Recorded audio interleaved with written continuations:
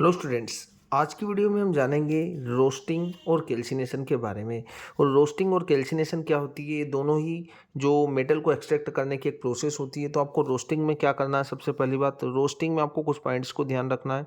यहाँ पर आपको जो लेना है वो एक्सेस एयर लेना है, ये बात आपको याद रखना है। एक्सेस एयर और ऑक्सीजन, मतलब यहाँ पर आपको क्या करना है, जो मेटल और रहेगा उसको एक्सेस एयर की प्रेजेंस में, मतलब ऑक्सीजन को आपको ज़्यादा अमाउंट में सप्लाई करना है ना, ये बात ध्यान रखना है। और यहाँ पर आप जो सप्लाई करेंगे वो लिमिटेड एयर सप्लाई करेंगे, लिमिटेड एयर और ऑक्सीजन। तो यहाँ पर आपको लिमिटेड एयर या ऑक्सीजन को सप्लाई करना है। इसके थ्रू आप क्या करेंगे, इसके थ्रू आप सल्फाइड ओर को क्या करेंगे, यहाँ पर हम सल्फाइड ओर को या सल्फाइड ओर से मेटल को एक्सट्रैक्ट करेंगे, है ना। तो यहाँ पर आप सल्फाइड ओर से मेटल को एक्सट्रैक्ट करेंगे और यहाँ पर कार्बोनेट ओर से आप मेटल को एक्सट्रैक्ट करेंगे। ये बात आपको पता होनी चाहिए, ठीक है।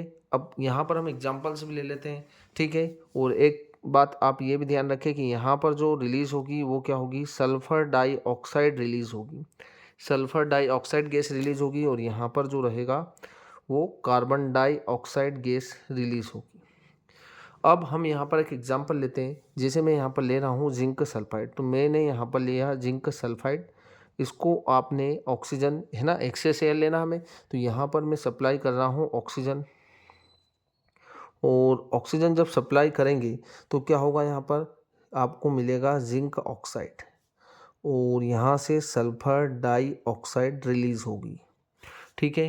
तो आपने जिंक सल्फाइड और लिया, इसका ऑक्सीजन से रिएक्ट कराया क्योंकि हमें एक्सेस एयर लेना है, यहाँ पर एक्सेस एयर को सप्लाई करना है।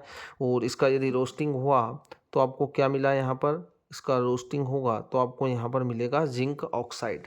और जिंक ऑक्साइड मिलने पर फिर क्या होगा, जो जिंक ऑक्साइड रहेगा आपके पास, इसको जिंक ऑक्साइड को आपको कार्बन से रिएक्ट कराना है, ठीक है। यहाँ पर भी आप हीट कर रहे हैं तो आपके पास यहाँ पर मिलेगा जिंक, है ना। यहाँ से ऑक्सीजन रिमूव हो जाएगा और ऑक्सीजन के रिमूवल को हम रिडक्शन बोलते हैं।